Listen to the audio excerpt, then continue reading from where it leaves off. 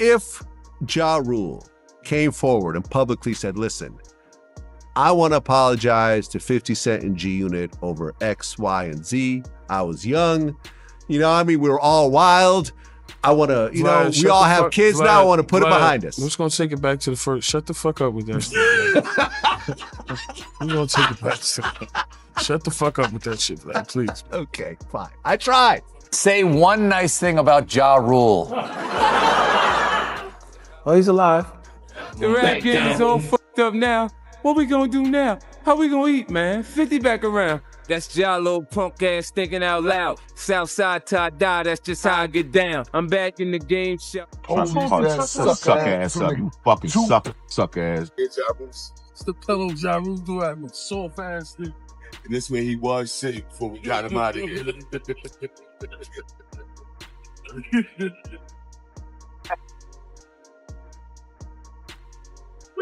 Let's shake. Come on. Let's shake. Let's shake. Let's shake. Come on. Let's shake. People really need to understand something. Beef doesn't die. It doesn't fade away. It doesn't magically disappear just because time passes. It just gets older. That's it. And somehow, even in 2026, one of the most legendary grudges in hip-hop history just proved that again, in the most ridiculous place possible, because nobody expected G Unit and Ja Rule to clash again, on a Delta flight, in first class, with a pillow as the main weapon. Yeah, a pillow. And somehow, it still turned into one of the most humiliating rap moments of the year. It all started on February 8th, 2026, right after Super Bowl 60 weekend wrapped up in San Francisco. The entire music industry was out there. Celebrities, athletes, rappers, influencers. Everybody was doing the usual run of parties, brand events, exclusive lounges, and private meetups. Tony Yayo, Uncle Murda, and their crew had been outside the whole weekend, moving around with that full G Unit energy. Backstage access, industry connections, pictures with legends. Just living that lifestyle that comes with being plugged into 50 Cent's world. By Sunday morning, it was time to head back home. They booked a Delta flight from SFO to JFK, first-class seats, smooth trip back to New York. Nothing crazy, just a standard 5-hour flight, until someone at the airport pulled them aside and quietly dropped a bomb. Ja Rule was going to be on the same flight. And just like that, everything changed. Because they weren't about to switch flights. They weren't about to duck smoke. That's not how they move. If anything, knowing Ja Rule was walking onto their plane almost made them more locked in. So now you've got Tony Yayo and Uncle Murda sitting comfortably in first class, bags overhead, seats settled, fully aware that an old enemy was about to step into the cabin. Meanwhile, Ja Rule had no clue what he was walking into. As passengers kept boarding, Yayo started noticing the empty seats. Only 2 left, one up front and one directly in front of him. And he leaned over like, "Yo, imagine if he sits right here." 2 minutes later, boom. There he was, Ja Rule, walking down the aisle alone. No entourage, no security, no crew. Just Ja Rule, with 2 bags and a boarding pass. And the second he locked eyes with Tony Yayo, you could feel it. His whole demeanor shifted. Because when you see one G Unit member, you're not just seeing one guy. In that world, you start calculating. Who else is around? Where's 50? Where's the rest of them? And Yayo made that point clear. When Ja Rule saw him, he wasn't just seeing Tony Yayo, he was seeing the shadow of everything that came with G Unit. So Ja Rule sits down in the seat directly in front of them, and immediately before the plane even starts moving, he starts turning around. We good? We good? But it wasn't tough. It wasn't aggressive. It was the voice of a man trying to figure out if he was safe. Uncle Murda wasn't having it. Murda snapped back, basically telling him not to speak to them at all. And if you know Uncle Murda, you know when he gets loud, the whole area hears it. Especially in a confined first-class cabin, the energy went from quiet airport flight to full tension in seconds. Passengers started looking up, flight attendants started walking over, and then Yayo took it to another level. He yelled something wildly disrespectful, loud enough that the entire section heard it. And that's when Ja Rule did the only thing he could do on a commercial flight. He reached for the only weapon available, a complimentary Delta pillow, and he launched it straight at Yayo's head. The pillow smacked him hard enough to knock his hat clean off, and in that moment, hip-hop history officially became a sitcom. Yayo tried jumping up instantly, ready to rush him. But the seatbelt caught him mid-rise and yanked him right back down. Uncle Murda was already out of his seat, stepping into the aisle. For half a second, it looked like this was about to turn into something real, but the flight attendant shut it down immediately. According to Yayo, the steward came in with full authority, hit the emergency call button, and basically commanded everybody to stop. And just like that, silence. The crew separated them, spoke to both sides, and asked if they could finish the flight without another incident. Yayo stayed calm. Ja Rule? Different story. Yayo claimed Ja Rule was texting people during the chaos, possibly trying to get someone to meet them when they landed in New York. Whether that part is true or not, the end result was undeniable. Ja Rule removed himself from the flight. Delta later confirmed that after the disagreement, one passenger was rebooked. That passenger was Ja Rule. And before everything settled, Yayo made sure to throw the pillow back at him as the last petty cherry on top. But that plane confrontation, that was only the opening act. Because once the footage hit the internet, it became a full-blown cultural moment. Uncle Murda posted the video immediately. The first clip showed Ja Rule walking down the aisle and Murda narrating over it in real time, calling him out straight to his face. And the rawness of it is what made it spread so fast. This wasn't staged. This wasn't a diss track. This was first-class iPhone footage. Real tension, real awkwardness. The second clip was even colder. It showed Ja Rule's seat sitting empty after he got off the plane. Murda captioned it like a trophy.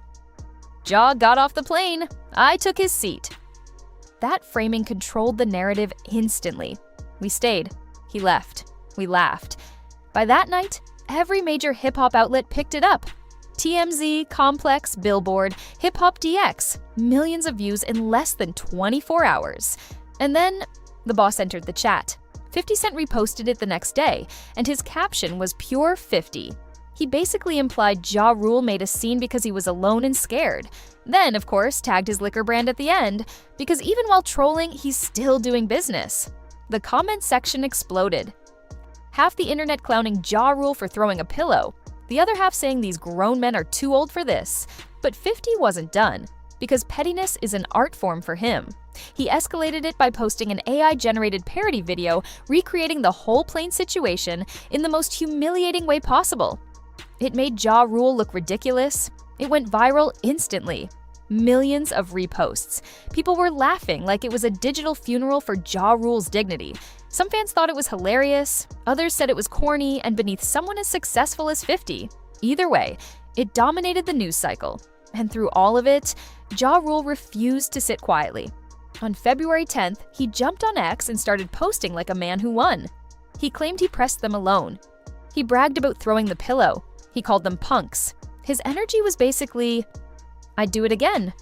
TMZ even reached out asking for comment, saying witnesses described Ja Rule as the aggressor, yelling and throwing things. Ja Rule posted that message like it was a trophy. No apology, no damage control, just nostalgia-fueled defiance. And that contradiction is what made the whole situation so fascinating. Because you had two completely different versions of reality coming from the same moment. G-Unit treated it like content gold.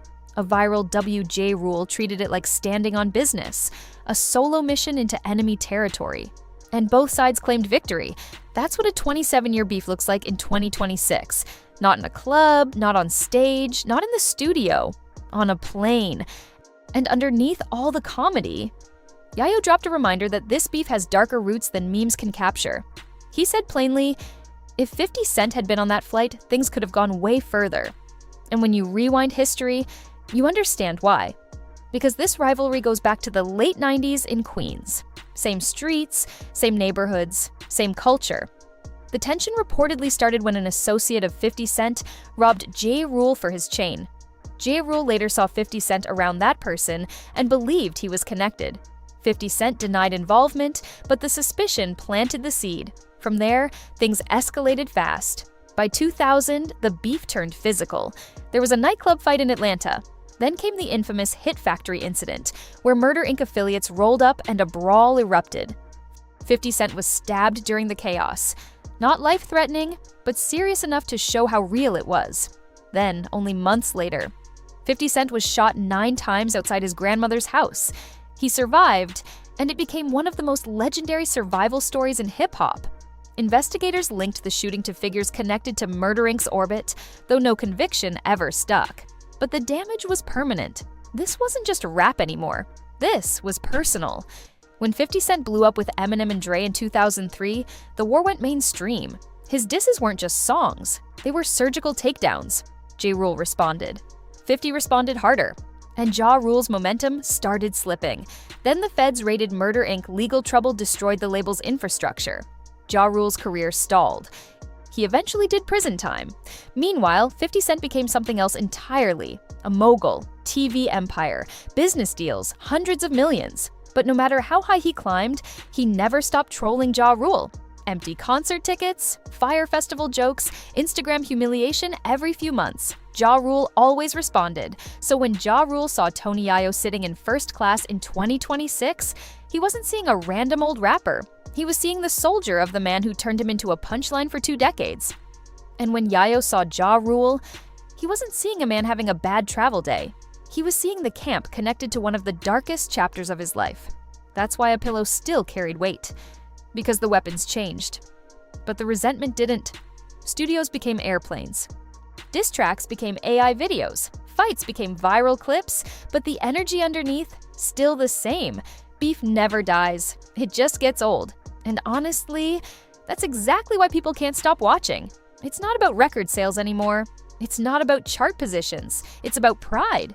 History, 2 sides of the same Queens culture that never found peace. And if you're flying Delta to JFK anytime soon, you might want to check who's sitting in first class before somebody starts throwing pillows. That brings us to the end of this story. If you want more insane hip-hop moments like this, make sure you hit subscribe, turn on notifications, and stay locked in.